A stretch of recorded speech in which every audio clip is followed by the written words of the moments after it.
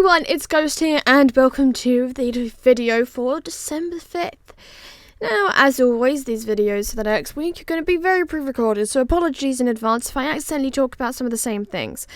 But today we are we're recording, we're watching back me building a gingerbread house, or at least trying to, because Minecraft, you can't really decorate in detail these sort of builds. So I did my best to make it look like a gingerbread house. I mean, it's cute in the end, so that's all that really matters. Now, obviously, it is Panto season again, which means chaos for me. But before we talk about Panto, we're going to talk about the wonders that is the materials used in this house. First of all, we use different coloured walls. They're not on yet, but I don't have to stop halfway on what I'm talking about. This build also features terracotta, jungle, wood and quartz, and that is it. Honestly, there's not much too significant, honestly.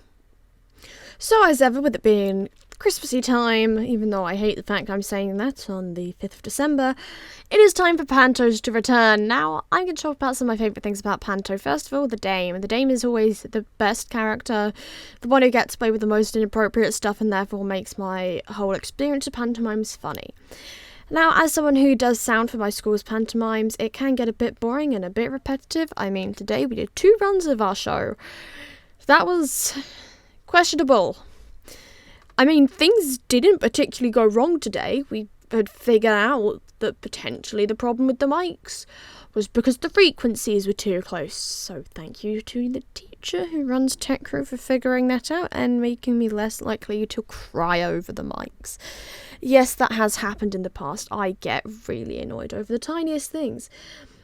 Now, another thing that I really appreciate about pantomimes is the fact that when things go wrong, it's funny. It's not a musical. Even though I take it really seriously when things go wrong. I need to work on that. But yeah, if something goes wrong, it's not the biggest deal in pantos. In fact, most of the time they make jokes about it. Sometimes they blame us.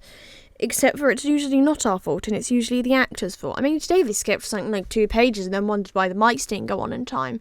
Because I didn't know where we are and who was about to walk on stage. Another thing about pantomimes is this year, allegedly, we have confetti cannons. I don't know where those are going, but we have confetti cannons, which is potentially the most concerning thing about this year's pantomime. We also have zombies and a cat that is described as being sexy. It's Sleeping Beauty. Since when is there a cat that's sexy? And since when are there zombies? They literally perform Thriller in this, or a Thriller-inspired number. It's a bunch of small children performing. It's honestly the weirdest thing I've ever seen. But to be fair, I can't even hear what the children are saying because we don't mic small children. Because it's bad enough trusting actors that are a similar age to us and more mature. But that's me done complaining about pantomimes for this video and enjoying the idea of pantomimes. So, bit of housekeeping. Remember to like and subscribe if you did enjoy this video. There'll be plenty more content coming your way this month. And because there is 2 seconds left, goodbye the internet. I have been Ghost.